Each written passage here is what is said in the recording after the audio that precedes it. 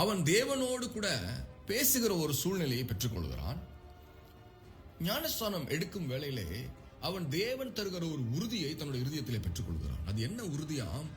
நான் தேவனுடைய நீதியை இப்பொழுது நான் செய்திருக்கிறேன்.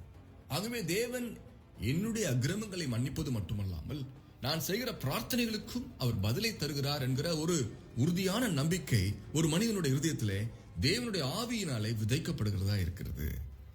இப்பொழுது இந்த நிகழ்ச்சியிலே பார்க்கிறோம், ஞானஸ்தானத்தை இயேசு எடுத்து விட்டார். உடனே என்ன நடக்கிறது? அதைத்தான் மத்தேயு 3வது அதிகாரம் 16வது வசனத்திலே இயேசு ஞானஸ்நானம் பெற்று ஜலத்திலிருந்து கரை ஏறிட உடனே இதோ வானம் அவருக்கு திறக்கப்பட்டது.